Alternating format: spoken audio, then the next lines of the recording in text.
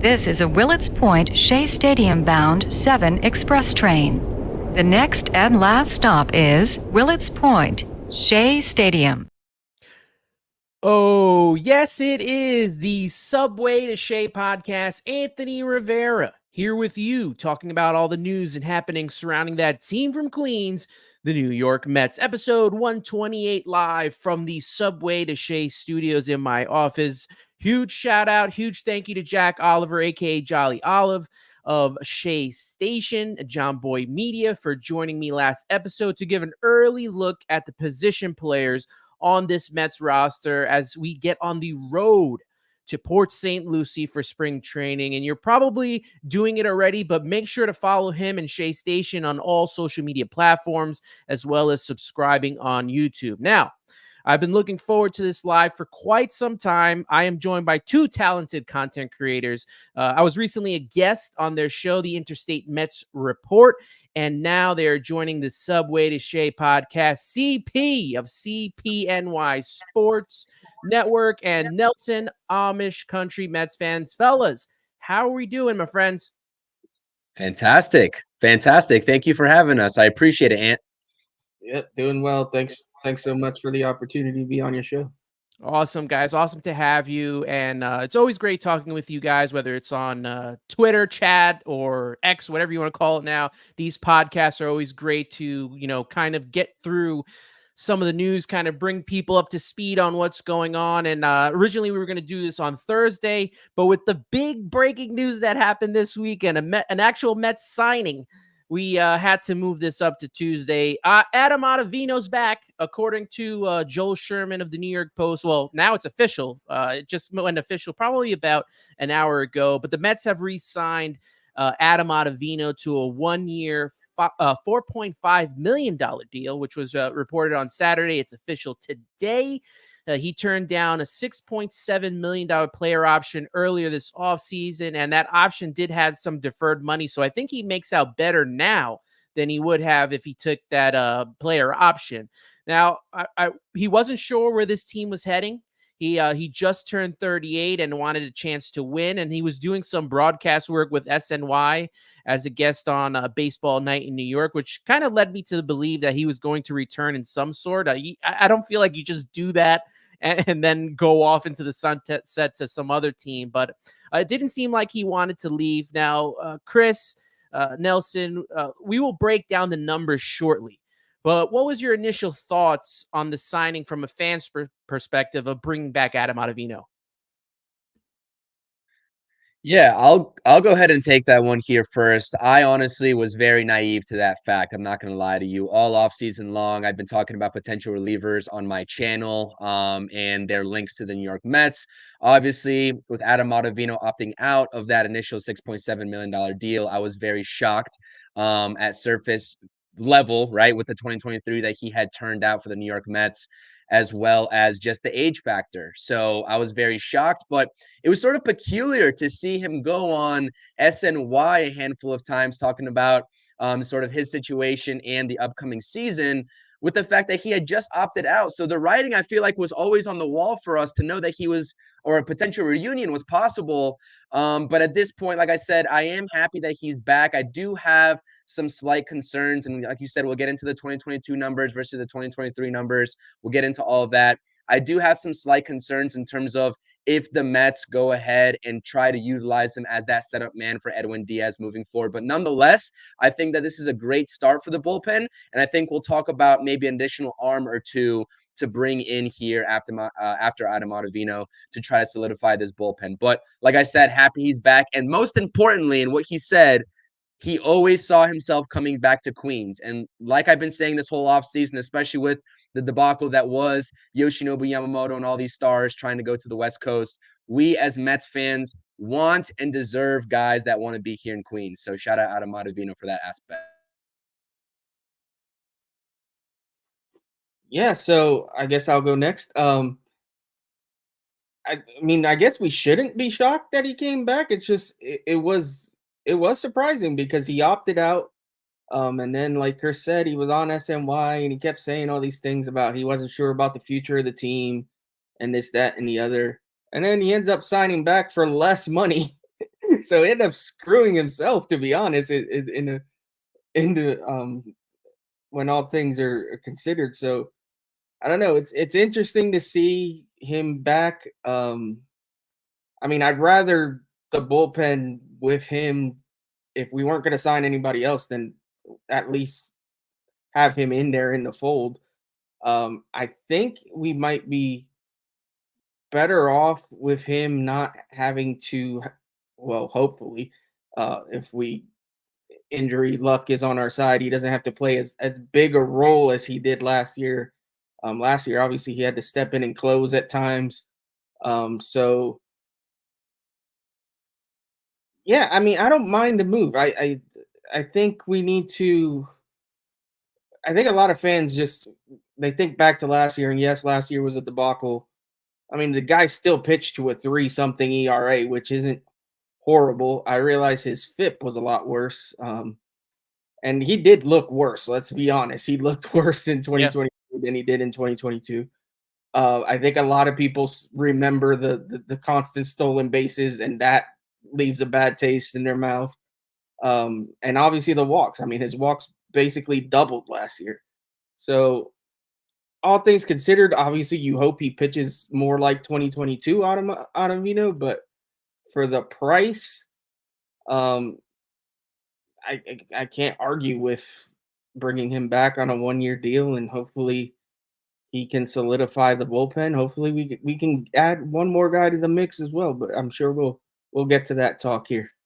Yeah, absolutely. And you guys saw that I just dropped some comments from the chat. We're going to be hitting that up throughout the show. We have 27 so far people watching this live. Make sure you like the stream. Make sure you subscribe to all 3 of our pages, and that definitely be in this. It should be in there now. The description of my the show today, so you can get everyone's. YouTube, you can get everyone's X or Twitter, whatever you want to call it, but we'll be hitting up the chat a lot tonight. You got questions, comments, we want to hear from all of you. And Nelson went through some of the stats, and I'm going to bring up the screen here with Adam Ottavino's stats over the last 2 years here. And 2022, 65 innings, 65 and 2/3 innings pitched. He was 6-3 with a 2.06 ERA, 79 strikeouts. He gave up 48 hits, 15 earned runs, 6 home runs, and 16 walks. You compare that to 2023. He pitched a few innings less. He was 1-7, a 3.21 ERA which in our standards of what we saw last year from the bullpen is a pretty good ERA, because everyone else was either late 4s, early 5s. We even had some 6s and 7s in the roster. So compare that to everybody else, and he was one of the better people out of the bullpen. Not great, but he was one of the better ones. 62 strikeouts, so his strikeouts went down. He gave up 2 less hits. He gave up more earned runs, almost half the earned runs. He gave up 1 more home run, but all those home runs that he gave up this season seemed to be big ones, and it cost him a lot of games. And then the big problem is the walks. 29 walks in 2023 compared to the 16 walks he gave up in 2022. And, where he struggled and how he can improve. We struggled, you mentioned it, with the base runners, right? Why did he struggle so much with base runners? And it's not just, these guys getting hits, but like we said, the walks are important, because those walks with Adam Ottavino felt like he gave up doubles. And, it sucked to see him struggle through that. And, initially I thought it was the new rules, but according to Baseball Savant, Otto had 3 violations all season long, and it said that 2 of them were from the pitch timer. So that wasn't the big issue. His issue is his windup and his stretch. That's the problem for him. And I think it would be best for him this season for sure if he limits the walks, and if he does walk batters, try not to throw to first base, because once you throw over twice, they already get that automatic, start off. So maybe not go so much to throwing, trying to hold the runner on, and do more of, just working on your pitch, trying to throw it down. Now, what can he work on with his pitches? What would you guys like to see him improve on this season? And, I want to bring up this because here's a stat. If everyone can see this clearly, and I hope you can, you look at his pitch selection over the 2 years. Just look at his years with the Mets.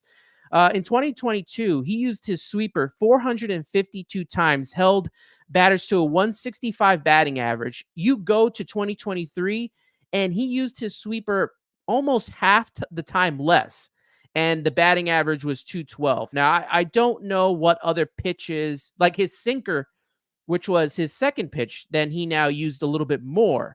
And everything went up in batting average for him. His four-seam fastball, which he only used 57 times, he probably should have used more. He held batters to 71 batting average, way under the Mendoza line. So what do you guys think, looking at the stats here? What can Adam Ottavino improve on as we head into the 2024 season?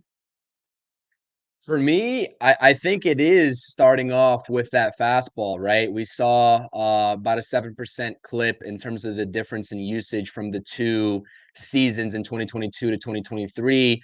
I think an underrated aspect of Adam Ottavino in 2022 when you saw him, and he even did this a little bit in 2023, but getting ahead of batters, and when he's ahead, a lot of people are expecting that big breaking sweeper. And there were a handful of times in terms of what I can remember right now that he just blew the fastball right by him because those hitters are so dead set on seeing that movement that 95 right down the plate is going to just blow right by them. So I think that you're right. The awareness of each pitch in terms of the actual count to throw it in is something that he could definitely improve on. And his just overall command. I dropped a video on my channel today talking about Adam Ottavino and some of the nitty-gritty numbers. The walks per nine, it took a huge leap from 2022 to 2023. And if you look at the way he holds runners on, it's not pretty. It is not pretty. He was the second worst overall pitcher in terms of net bases prevented, only ahead of Noah Syndergaard.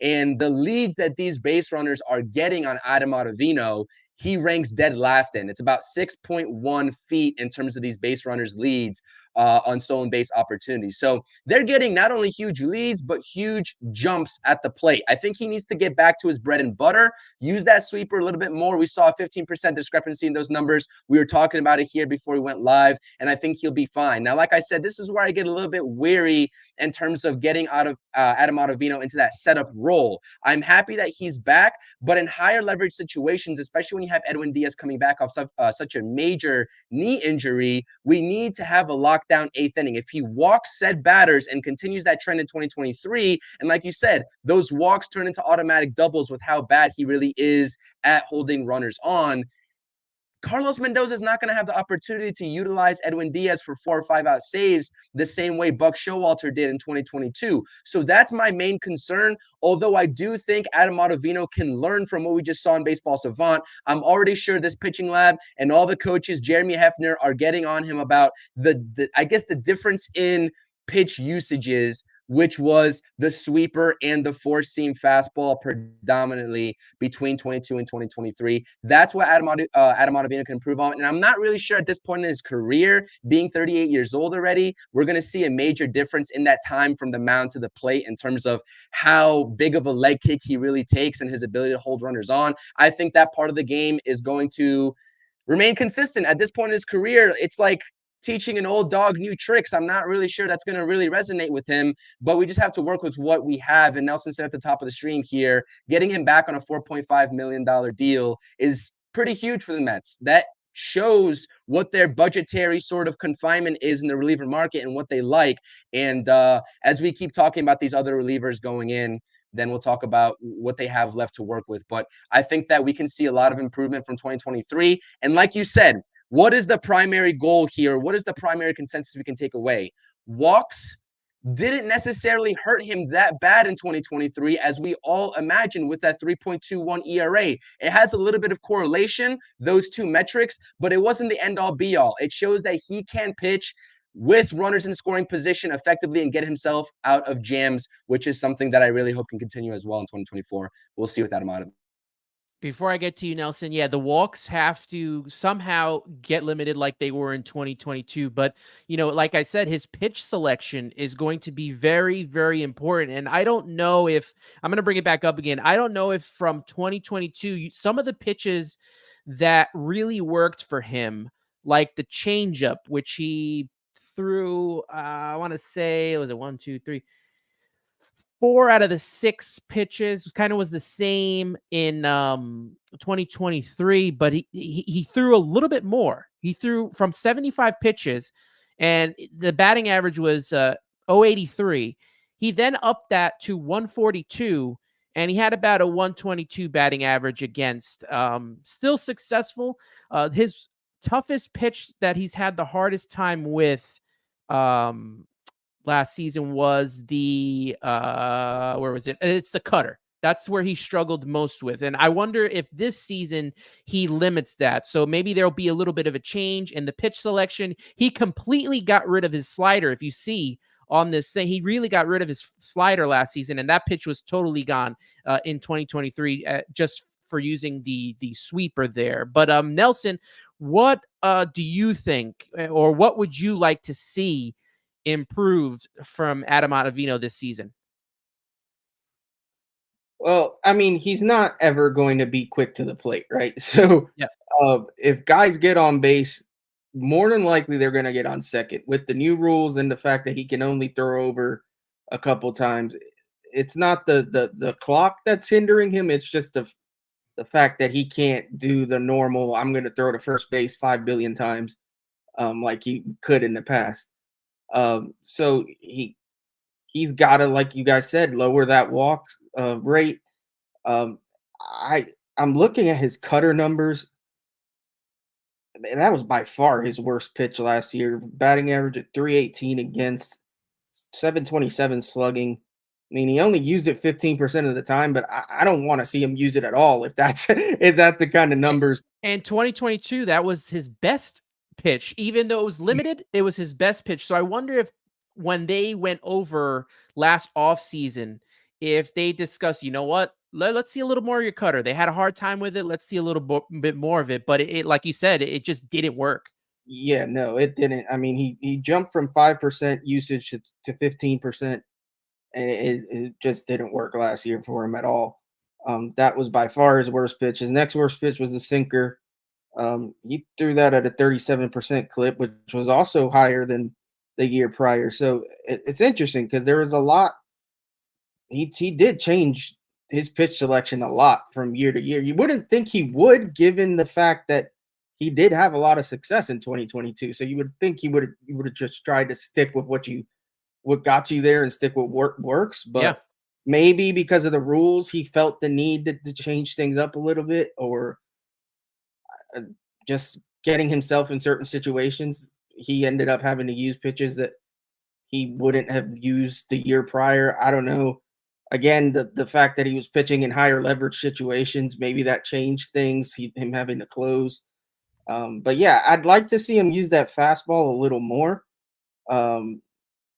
It dropped down to 5% usage last year, which is interesting because, again, if kind of like going back to the cutter that he didn't use that much in 22, but he was successful with. He was very successful with the fastball last year, but he barely threw it. So I'd like to see some adjustments. I'd like to see him and Hefner get together and really figure out what the issue was. But again, it's not like I don't know. I just think people just get skewed by the way the season went and everything, because it's not like he was our worst bullpen arm by far. Like you said earlier, we had guys pitching to 4, 5, and 5 ERAs. He still threw it at 3.21 ERA, which is pretty good. Yeah. Again, the FIP numbers don't translate necessarily. That was a little higher, but if you look at it, our bullpen as a whole, he was probably one of our best relievers. That's a sad thing to say, but it's just the facts. So hopefully with Diaz back in the fold, with him maybe taking on more of a 7th, 8th inning role than the 9th inning role, hopefully that helps him out and we I really think our bullpen is better than people are giving it credit for. I don't think it's great, but I think Absolutely. it's not nearly as bad as some people are making it out to be. Like last season, our bullpen is only going to be as good as the starting rotation going 5-6 innings. If we don't go 5-6 innings, it's going to be a problem, because I went on Baseball Reference and kind of looked at Adam Ottavino's splits. At the beginning of the season, he was used a ton, and we all know no Scherzer, no Quintana, no Verlander for most of the season, and the pitchers were going 3-4 innings. So Ottavino was used constantly. And, when I look at his stats monthly and his ERA, he pitched best in July and August during a time where the Mets made a whole bunch of trades. They got rid of their closer at the time, which was David Robertson. So he really kind of held down the bullpen for that time being. Now, September, I guess he was exhausted, and I think he had an ERA over 4. But I do feel like he can hold his own. Like you guys have said, he's 38 years old. There's not much you can change when it comes to how he holds base runners on, his windup. The thing is going to be pitch selection for him. And we kind of broke it down for you with all the stats and with all the numbers, and trying to make Adam Ottavino the best he can be, since 2022, and to really be that, 1-2-3 punch when you talk about the end of the bullpen, because Edwin Diaz, Brooks Raley, and Adam Ottavino, that's a solid back end of the bullpen. And if they can add another guy, which we'll probably get into shortly, that would be a lot better. How are you guys feeling about the back end of the bullpen? I know, Nelson, you just mentioned that you don't seem to think that it's as bad as people think, and I agree with you on that. I think CP agrees. I saw him nod earlier. But that back end of the bullpen, I think it's still really good. What do you guys think? I mean, we saw it in 2022.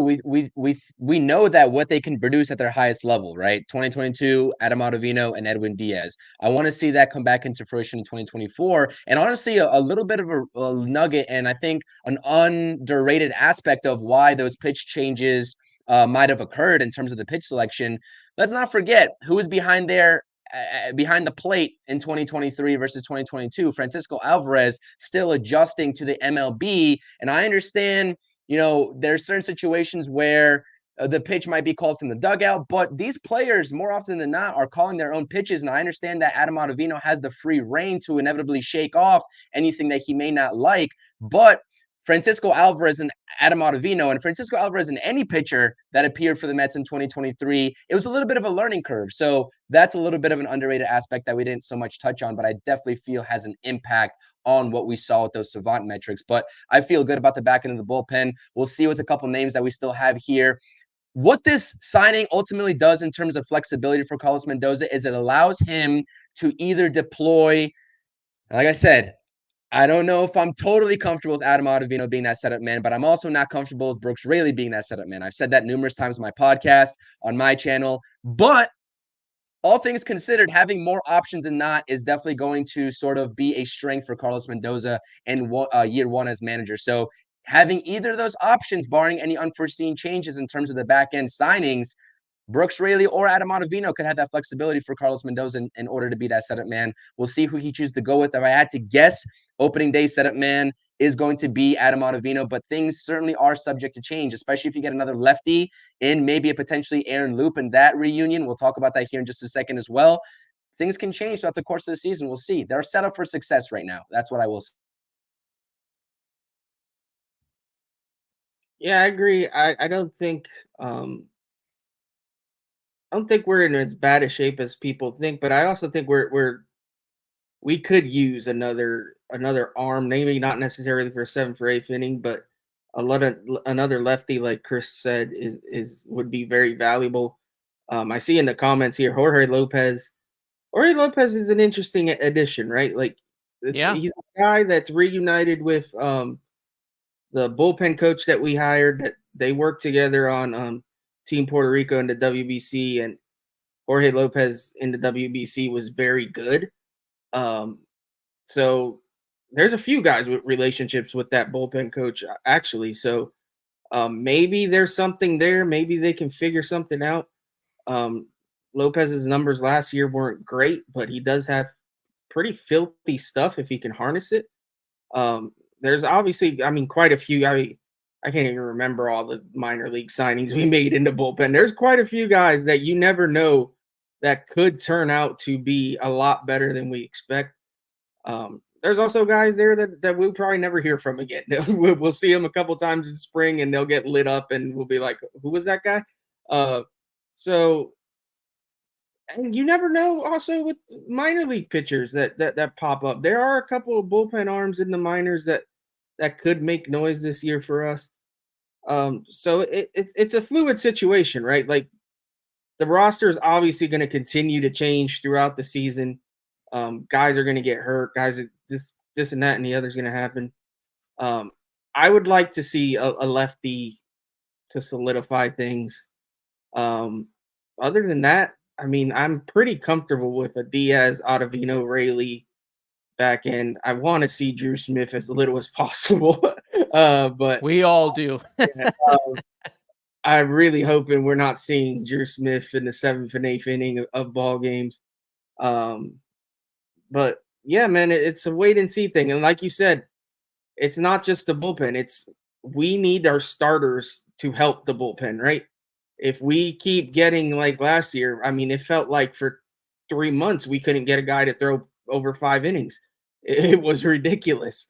And if you keep doing that to your bullpen's not going to survive. So we can't have that this year. We need guys that can give us 6, 7 innings. Obviously, it's not going to happen all the time. The game's changed. But if you can get your starters to alleviate some of that workload, then your bullpen's going to be better just by default, really. So that's where I'm at with it. I don't think – I think the team as a whole is just not as bad as some are really making it out to be. But let's see. We haven't even played a game yet, so we'll see what happens.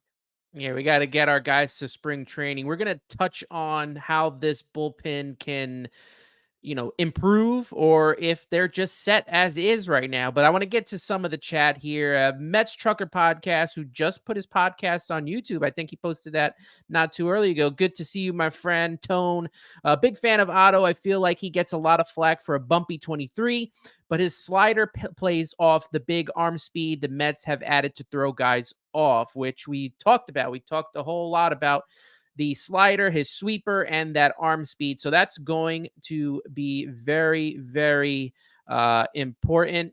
Let's see what we got here. Ibby from Till Mets Do Us Part also in the chat, because I'm not that huge on Otto, but I do love me strikeout and then the curve to the dome. Oh, no, the 3 points to the dome. I got you. Okay. That took me a second there. I got you there.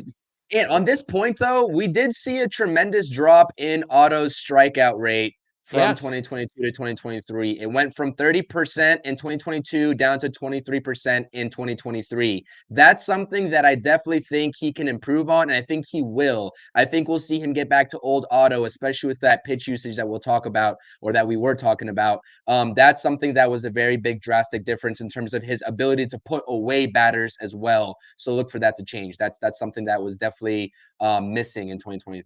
Yeah, the strikeouts went down, the walks went up, and that is not a recipe for success, especially for a guy like Adam Ottavino. Ibby also says, what is this? Numbers, data, get lost, and not allowed. Well, we talked about this off air, and I wanted this show not only to just talk about, Adam Ottavino re-signing with the Mets, but I didn't want to just, destroy him for what he did in 2023. I wanted us to focus on how he can improve. Now, obviously, he's going to do that with Jeremy Hefner and the pitching lab and all that stuff, but I wanted us to take a little deeper dive in which we just showed you. And all of us brought up some great points on, how he can better himself next season. Because we all, like you said, he's 38 years old. Not a lot's going to change when it comes to his windup.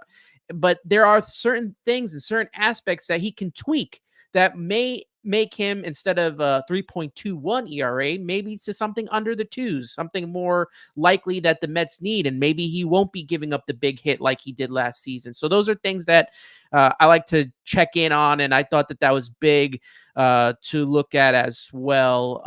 Let's see what we have here. Keith from Shea and Sons, Three Kings. Good seeing you, my friend. Always a pleasure. Let's see what we have here.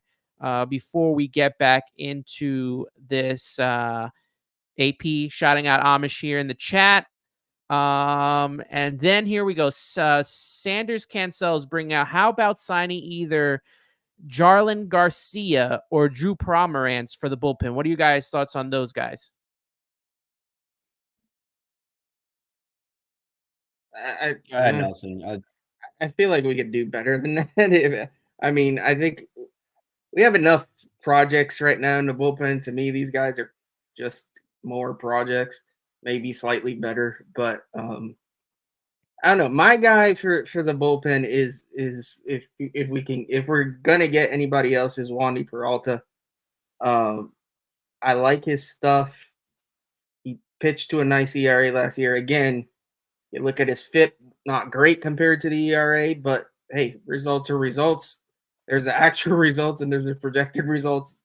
Actual results were a lot better. But I like Wandy as a lefty in the pen. I'd rather have him than either of those guys, but I'll take anybody. If it's a 1-year deal, to be honest, you can add anybody to a mix. I really believe in the adage that there's no such thing as a bad 1-year deal. So yeah, if you're telling me that we're signing either one of those guys to a 1-year deal to have them compete, then have at it. More arms, the better. And it was talked about that the Mets would only have, 10 million, 10.5 million to spend. And we've seen other guys go, like Aroldis Chapman. We saw Brebbia go, Nerese, even David Robertson. These guys getting between $9 to $11 million. And the Mets weren't going to do that because I think they want more arms. So by bringing back Adam Ottavino at 4.5, they still have another opportunity to bring in one more reliever. Now, with Adam Ottavino signed, the Mets are still deciding whether to acquire another reliever or not. And that came from Andy Martino of SNY. I know everyone loves him here, especially in the chat. But here are some of the relief pitching options. There's one that's not on here that CP mentioned, and that is who do we just Aaron Loop, right? So what we have right now is 3 names that have been mentioned so far in Ryan Stanek, Wandy Peralta, and Phil Maton. Now, just like Nelson, I want Wandy Peralta. We need another left-handed pitcher in the bullpen to go along with Brooks Raley. At least I always feel like a bullpen should have 2 lefties in there, because Brooks Raley is going to take on a lot if he's by himself. And there are going to be nights where he's going to be unavailable. So you want another lefty to be thrown in there. And he's pitched well in New York with the Yankees in 3 seasons, a 2.82 ERA. For the New York Yankees. So this is a guy that is on the top of my list of signing.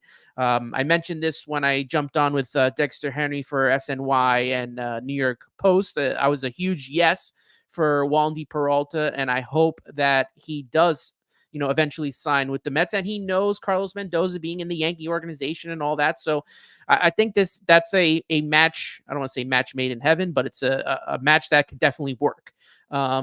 You get to sign one of these 3 relief pitchers. Nelson, who are you signing and why? Well, I mean, you said Wandy Peralta. It's Wandy. Wandy's my guy for sure. I like Stanek as well, but like you said, I feel like we need another lefty. The lack of having an extra lefty has hurt us in the past. I know there's the fear of the lefties and that whole 3-out rule, and a lot of lefties are specialists, but I don't feel like Wandy's necessarily a specialist. I like the idea of having another lefty, especially we have a division with a lot of elite left-handed bats. So we need guys to attack those dudes. So So yeah, if we can get Wandy, like you said, he's got the link to Carlos Mendoza. I really don't care about people trolling us about picking up former Yankees. Doesn't bother me at all. Oh yeah. I want whatever it helps this team get better and gets us more wins. So to me, sign me up for Wandy all night long. And yeah, I'm with you 100% on that. CP, you had another guy in mind, but would you sign any of these three? Like out of these three, we'll get to who you were looking at as lefty. We'll get a little more in depth on that. But out of these three, if you only could choose one, who are you going after? Yeah, I mean, I agree with you both. Wandy Peralta is probably the favorite here. Stanek had a career in 2022, but honestly, it's 2023. He's a great pitcher. He's got upside with the fastball, but for me, he just got hit too hard in 2023. And I understand that we're just going based off the trends, especially for last season. But Wandy Peralta has been there. The sample size has been great over the last 3 seasons as a New York Yankee, sub-3 ERA in all 3 seasons. Wandy Peralta is another guy that walks a lot of batters, but it's a little bit easier to hold runners on when you're a lefty on that mound. He had about, I think it was 5 walks per 9 innings in 2023. Someone fact checked me on that, but it was higher than Adam Ottavino's. So that does scare me a little bit, but I like his pitch arsenal. He's a predominant off-speed type pitcher, but does have a fastball that's up to 95, 96 miles per hour that he can roar back as a lefty and blow right by somebody. So I like Wandy Peralta. The only thing here is what sort of money are the Mets working with? You know what I mean? Like with the Andy Martino report of, the Mets not being interested in guys like Hector Neris or David Robertson for that $9 to $10 million that they've been getting from their respective teams. What do we truly have to work with here? And that's something that when we talk about this bullpen, definitely has to be a point of emphasis. But if I had to choose of those 3 guys, I think Phil Maton is a little bit underrated, but give me Wandy Peralta, especially with the fact that I think that another lefty would pair nicely with Brooks Raley in that pen, which is also why I talked about Mr. Luke. But yeah, no, I agree with you guys. Wandy's probably the guy there of those 3.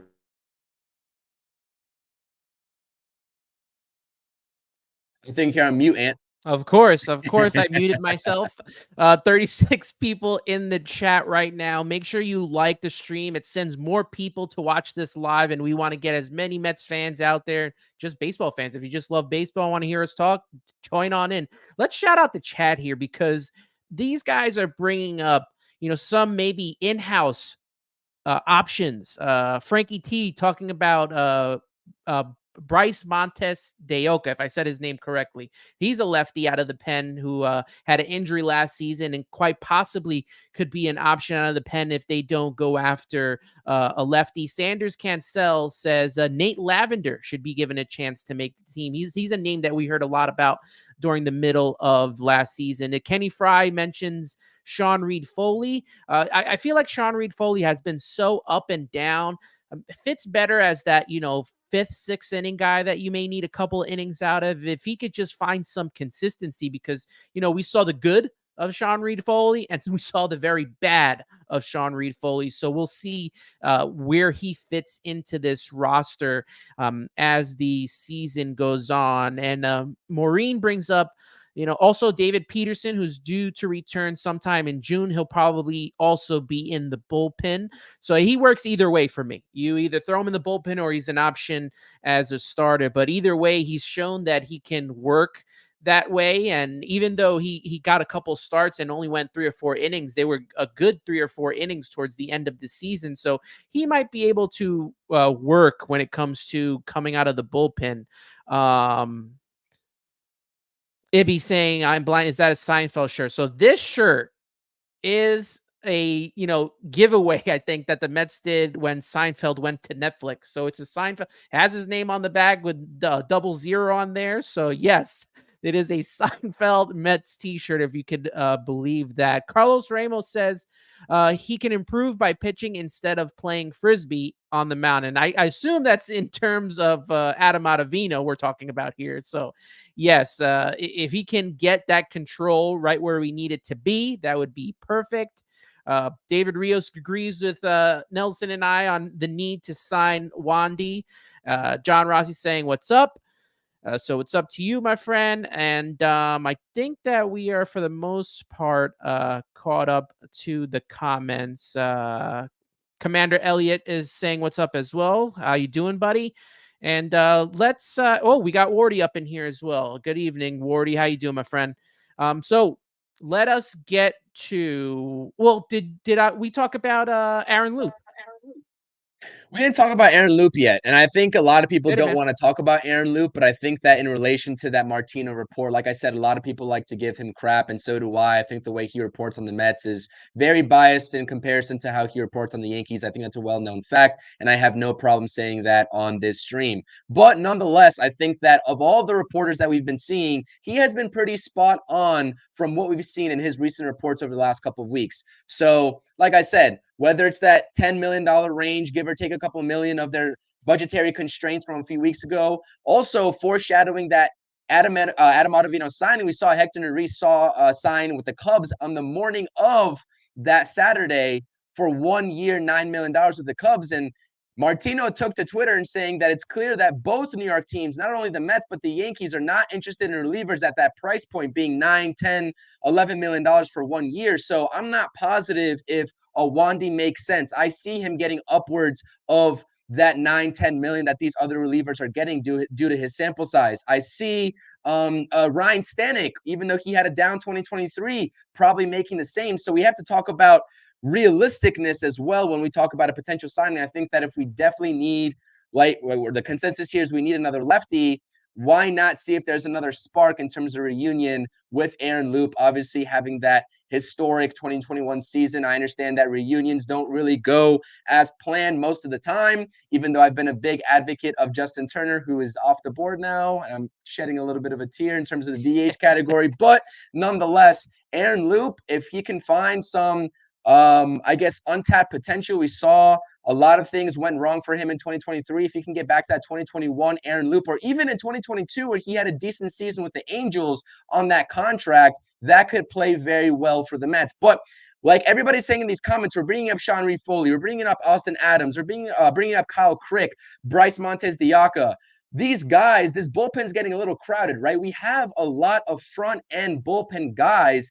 For me, if we're going to make another signing, it would have to be to solidify also the back end of the bullpen to give Carlos Mendoza a lot of flexibility. And that's what we're talking about when we talk about Wandy Peralta. That's what we're talking about when we talk about Ryan Stanek. Those guys aren't sixth inning guys. Those guys aren't early bullpen guys. Those are also capable set-up relievers.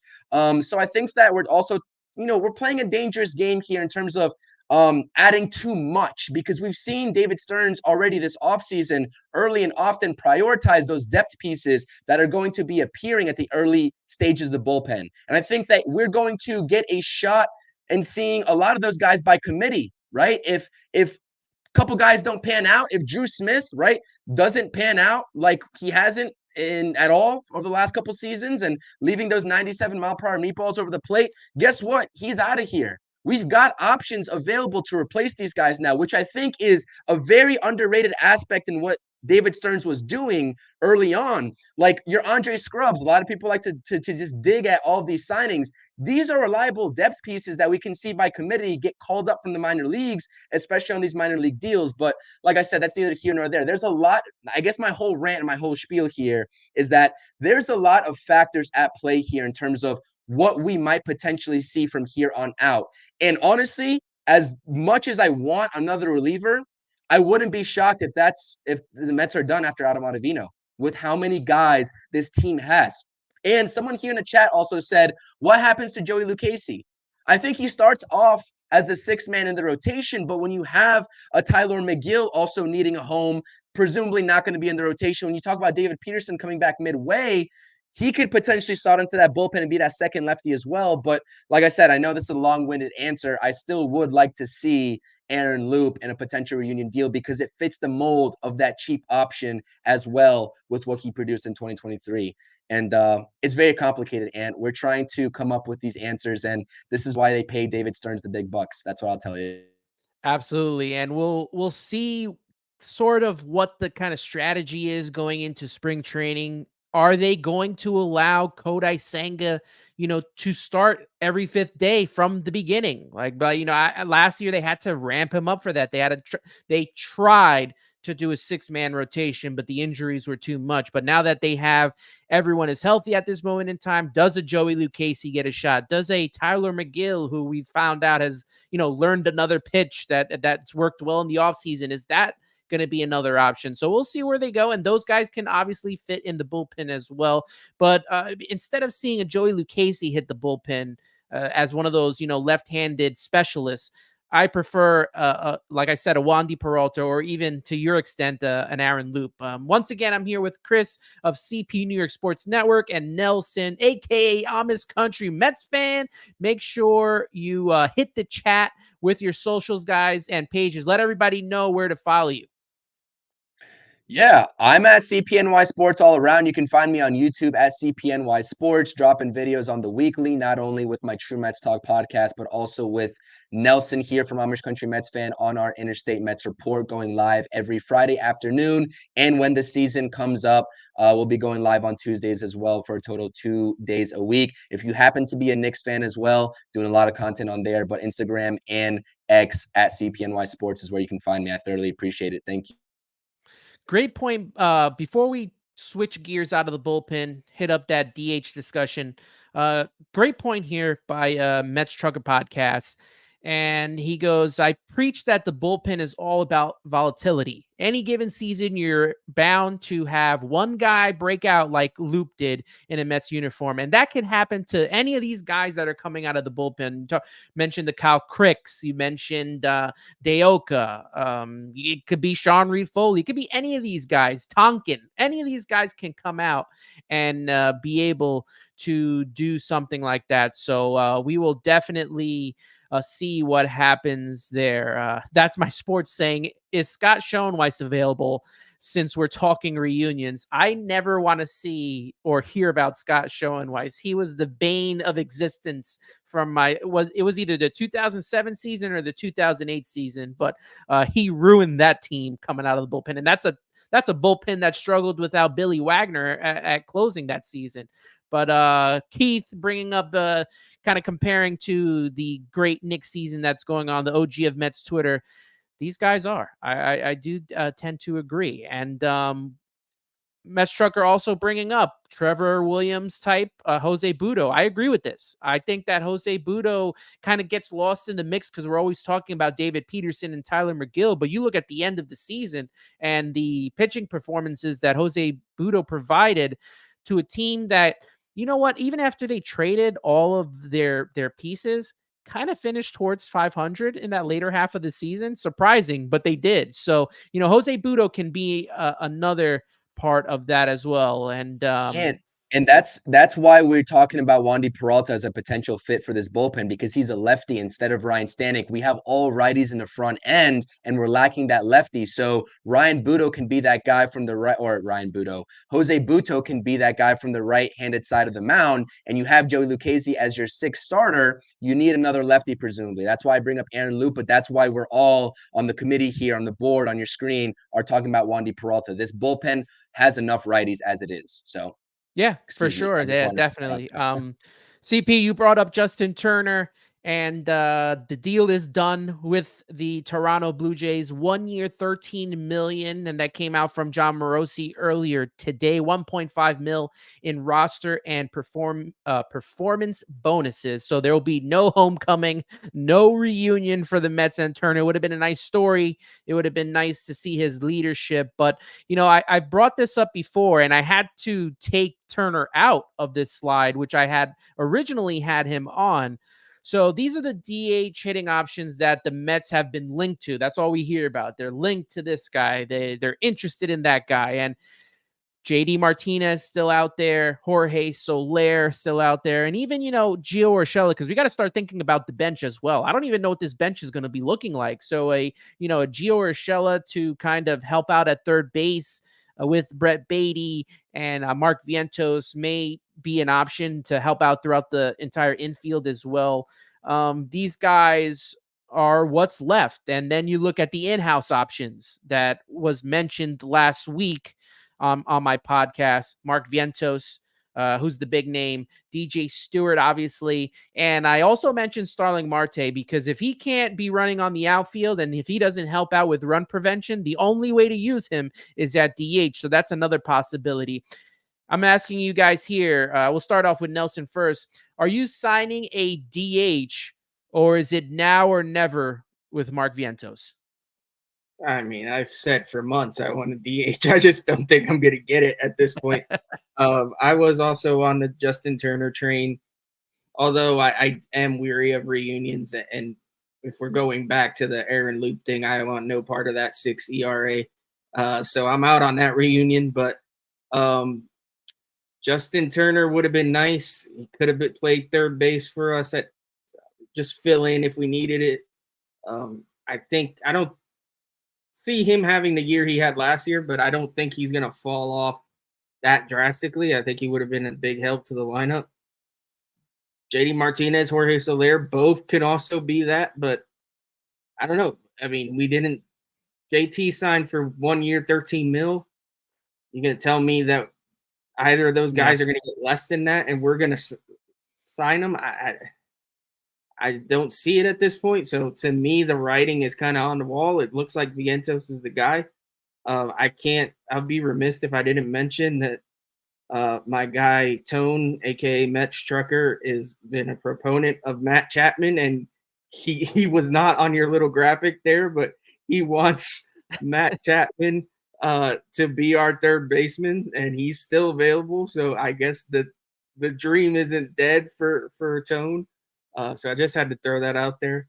But yeah, man, I really do think, like, if you told me we signed, and I'm not saying it's going to happen, but if you told me we signed Wandy Peralta and added a DH, I think that drastically changes the outlook of this team. I really do. Like, it's crazy that two guys can do that, but you get another lefty for the pen to solidify the pen, and you get a legitimate bat to kind of slide behind Pete and lengthen the lineup. Because right now, the lineup, you look at it, it isn't horrible, but it's got some holes, and it's got a lot of guys that you're just kind of hoping for the best with. So, yeah, man, if we could get JD or Soler, I'd be all over it. Gio, to me, is more of a guy to spell baity, just in case backup plan. His bat's kind of weak, so I don't think he's going to help the lineup much. But,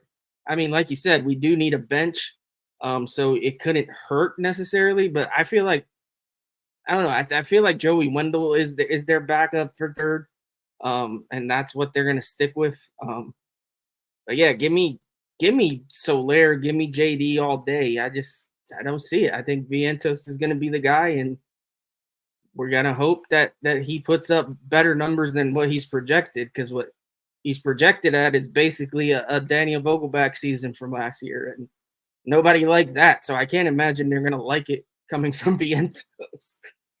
Yeah, those projections that came out this past week with what we might see from Mark Vientos, I think it was around like 15 or 16 home runs, and I'm more in the line of maybe like 18 to 21 if he's allowed to play. I mean, I don't even think he has more than 300 at bats at all. Right, so this guy's going to have to get an opportunity at some point, and why not now? While they're, assessing everything during the 2024 season, then not. But, I would take Jorge Soler. But like you said, Nelson, he's not going to sign for less than what Justin Turner got. And it's going to be multiple years. You look at JD Martinez, who great bat, but like Daniel Vogelback, is a one-trick pony. And I say that not talent-wise and not power-wise. I say that because he's not playing any position on the field. He's strictly going to be a DH on your team. So you have to be careful when it comes to that. I would still take him, but again, he's not going to sign for less than what a Justin Turner makes. And these guys are probably wanting to go and feel more comfortable on a team that is in contention. And that especially goes for JT Martinez, who's getting up there in age and probably wants to win a championship. So I don't see him. Jorge Soler would be the guy, but I don't think that price is going to come down on him. What are your thoughts on this, CP? Yeah, the price is not coming down. I'm not even entertaining any Jorge Soler talk. I've said it multiple times on the channel. Like I said, the consistency isn't there for him anyways with the injuries, but his power bat would be awesome behind Pete Alonso. It's just not going to happen, especially with what we've seen in the market. But a couple other names that are probably not likely either, because like I said, I think the writing is on the wall, just as it was with the Adam Ottavino reunion, that Mark Vientos is going to be our DH. Adam Duvall is still out there. And to David's credit here, Mr. Eddie Rosario is still out there as well. Although I think the I Red didn't even Sox think are, of Eddie Rosario. That's a good one. yeah, Or that's how a nice about this? lefty bat. And I think that, Go ahead. yeah, Keep go going. ahead.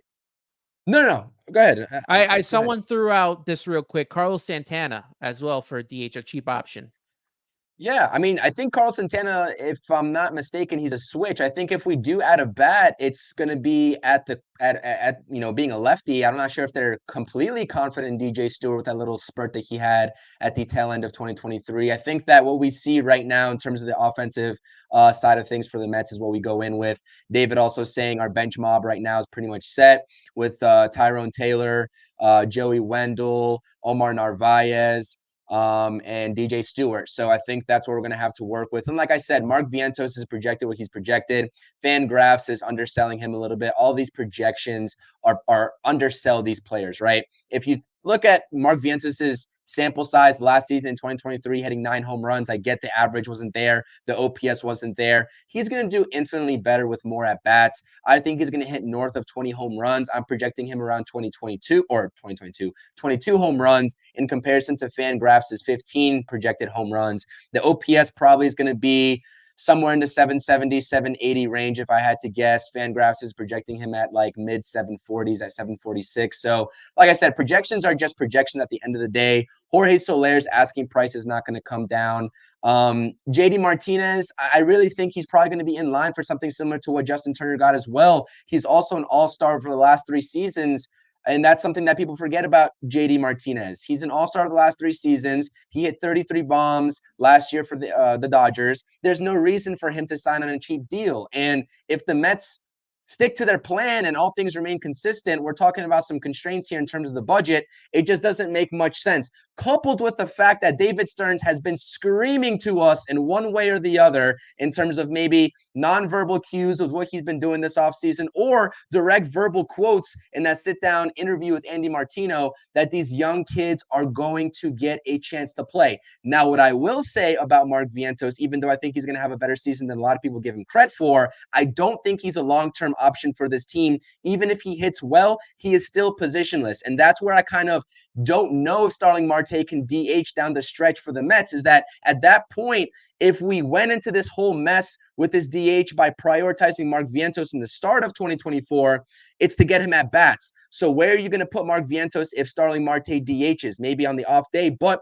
you'd have to either move him to third base or he's just going to sit down flat on the bench and not get any at bats as Starling Marte DHs. So like I said, there's a whole revolving merry-go-round. If you don't see the common theme here is that this Mets team, there's a whole revolving merry-go-round going on here, and this is such a tough job for David Stearns. But like I said, I think Mark Vientos is a great option. I think he'll overproduce in terms of what he's projected via FanGraphs or any other projections.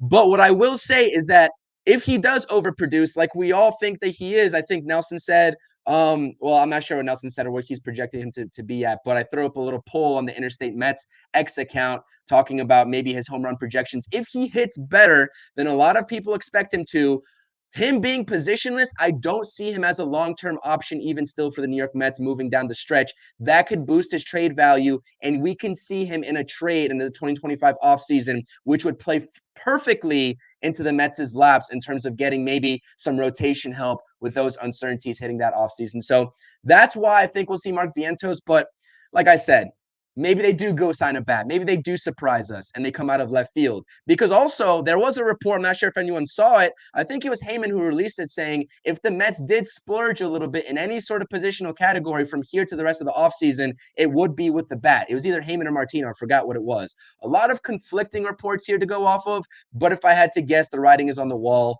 It's going to be Mark Vientos. Whether you like it or whether you don't, he's a young kid. He's going to get his opportunities, and we'll see what he has. The strikeouts are going to be there. We're going to see Vientos strike out at north of a 30% clip. That is obvious, and that's not going to change. He's a big swing and miss guy, but when he makes contact, you see the baseball savant, that exit velocity, those numbers. I think he's top 5 in exit velocity, if I'm not mistaken, per the savant page, but someone do go ahead and fact check me on that. The ball goes a long way. We'll see the home runs come, and we just want to see what that average is going to look like, the OPS is going to look like, and we want to see where he's going to slot into this lineup, because I can tell you this, it's not going to be behind Pete Alonso and Carlos Mendoza. Whoever makes these lineups is going to have to get creative with who's protecting Pete, because it can't be Starling Marte in my mind as well. You'll have to either put Francisco Lindor, reshape the order, or maybe our guy Brandon Nimmo with those increased power numbers. We'll see.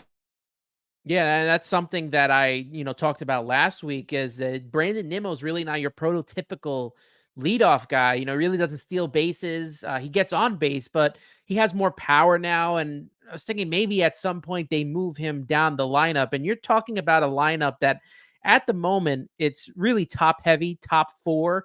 I'm not even including Starling Marte just yet, because we don't know his health. But if Starling Marte is on, you got 5 there. But besides that, last season it was basically Death Valley 6 through 9, and the Mets can't afford to have that with the emergence, especially of Francisco Alvarez, and hopefully his continued, growth.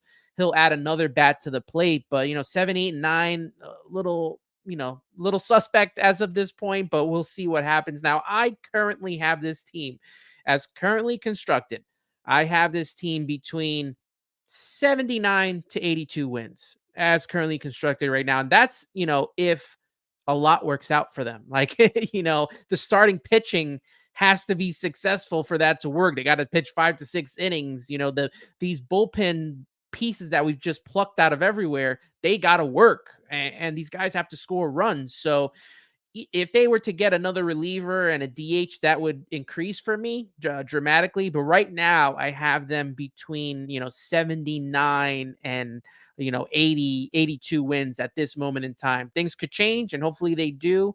But, before we wrap up here, I want to hit to a little bit more of the chat. We currently have 38 people joined in here with us streaming. I'm not even looking at, X and seeing where everybody's at on X, streaming through all 3 of our profile pages. So make sure you're following all 3 of our pages. We got Subway To Shea, we got CP NY Sports Network, we got Amish Country Met Fan.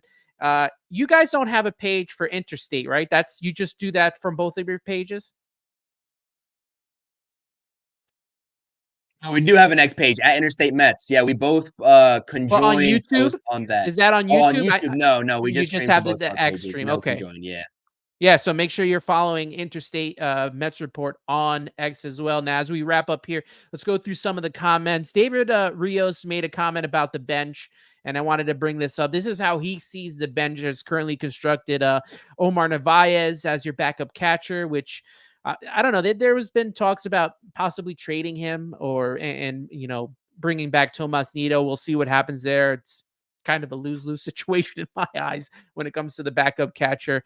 Outfield, I assume that's Tyrone Taylor, DJ Stewart, as well as another backup outfielder.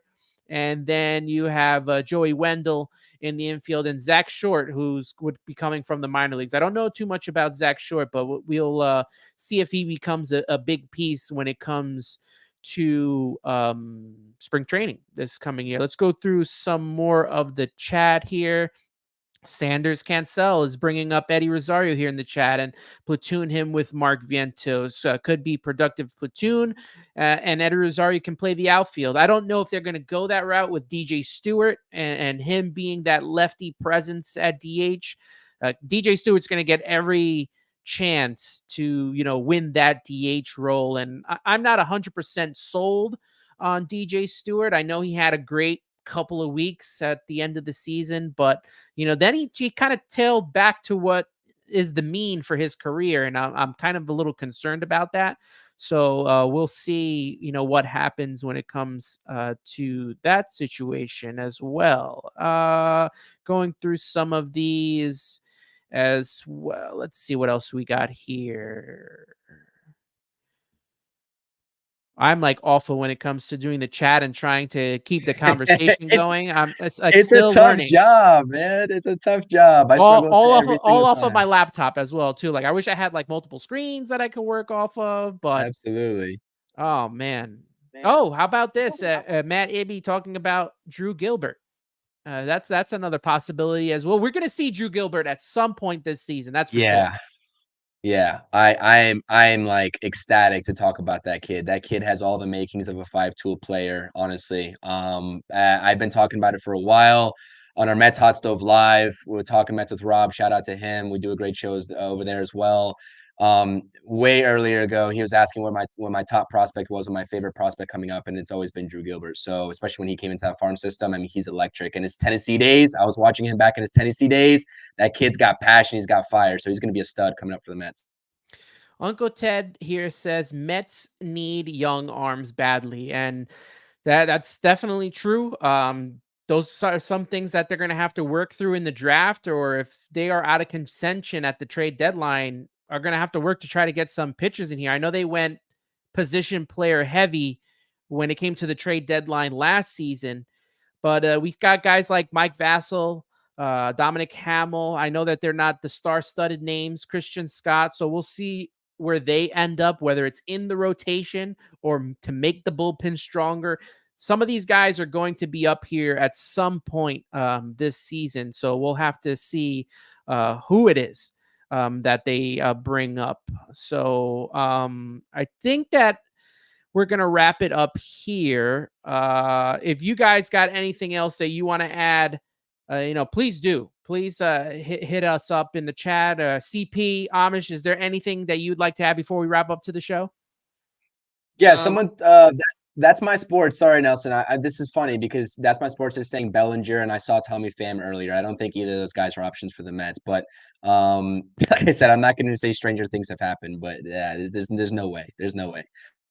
Yeah, I think with the addition of Bader, Tyrone Taylor, I don't think we are going to see. Oh, it's Trace Thompson too that they got from the Dodgers as well as an outfielder. I don't see them bringing in Tommy Pham, especially after all of what happened when he left as well. He burned some bridges.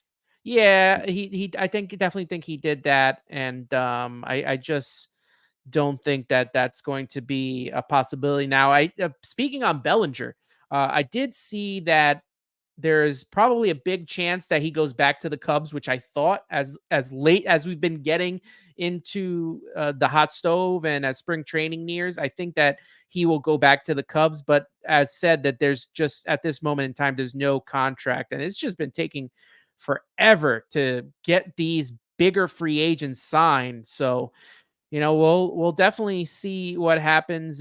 Nelson, before we wrap up, anything from any players' perspective, pitching, hitting, anything that you would like to see, discussed?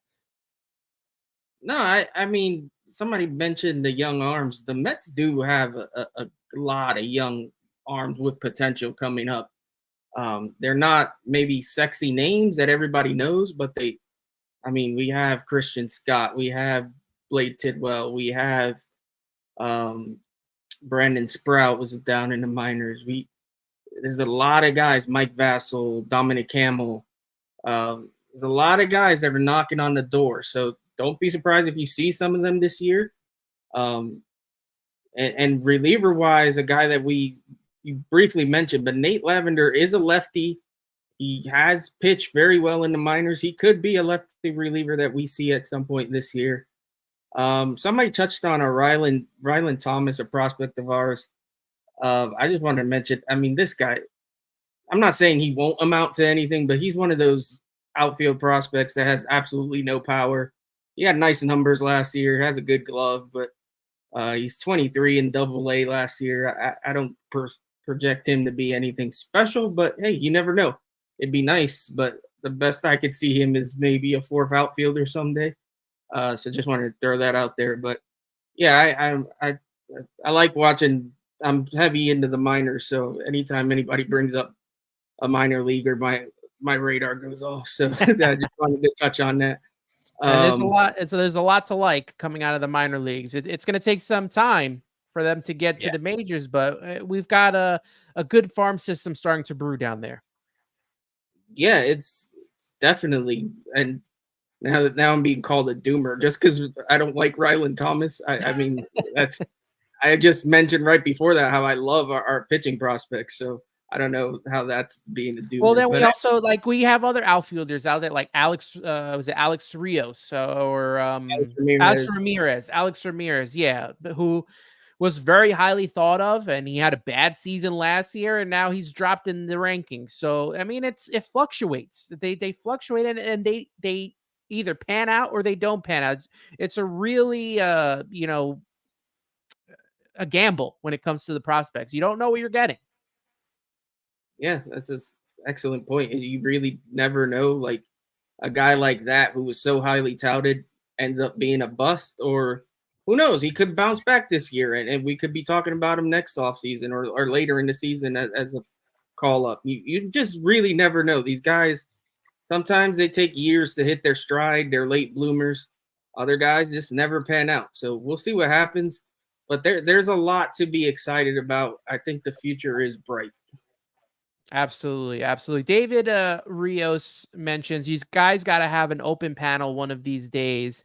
And, I've been thinking about there's a lot of spaces out there on X, but at least doing one space for my account, at least once a month, having you guys on, having other content creators on where we can, talk about what's going on every month with the Mets and incorporating, a lot of listeners and maybe have them give their thoughts as well. So it's something that we'll definitely be working on.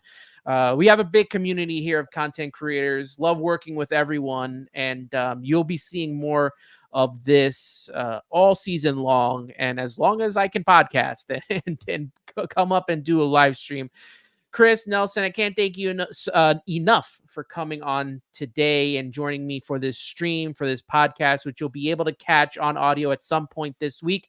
But if you want to watch it, you can check. If you haven't checked out the whole episode, you can go back, watch it from the beginning. And a lot of great points were talked about today. A lot of stat digging that we did. I know, you got to really be into the stats to talk about some of these players, especially like a guy like Adam Ottavino, who, a lot of fans either like or don't like, but he's on our team and we want to see him do well. And, hopefully this season is more like 2022 for him. Guys, once again, make sure to let everyone know, where they can reach you on social media and all your pages, as well as what you're working on next. Yeah, you can find me at Amish Country Mets Fan here on YouTube. I don't really post on Instagram and TikTok much. That's the same handle, but I need to get better at posting there. I'm even on Facebook under that name. On Twitter, the name was a little too long, or X, whatever you want to call it. So on Twitter or X, it's just Amish Country Met.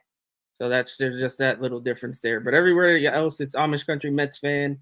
I try to drop videos as much as possible. I've been a little less lately because honestly, there's not a lot going on, and it's kind of regurgitating the same topics. So yeah, absolutely. As soon as things start to kick up again, there'll be more content. I do plan on dropping something tomorrow, so check it out. If you haven't subscribed, please subscribe to the channel. It helps out a lot. Drop a like as well, and as well to you fellas as well. So appreciate you having me on it. Always fun to talk baseball with you guys, and look forward to the next one. Yeah, absolutely. It was just following that up, everything that Nelson said. Thank you so much for having us on your platform. Even before I started doing this, you were one of the guys I definitely, listened to, especially on Spotify and the stuff that you were dropping too. So gotta appreciate you. And you've been doing this a lot longer than at least me. So thank you for having us on here. Subscribe to the channel, all that good stuff. Hit that thumbs up on everyone's stream. True Mets Talk podcast over on my channel. Interstate Mets going live on Friday. I appreciate everyone in the chat. Ibby, MS here in the chat, David, Tone, everybody. I can go up and down the list. Ted, Patrick, everybody. Thank you for showing out, supporting, commenting, dropping your thoughts and opinions. And like David said, I'm going to try to incorporate a little bit of an open panel on some of our live streams as well.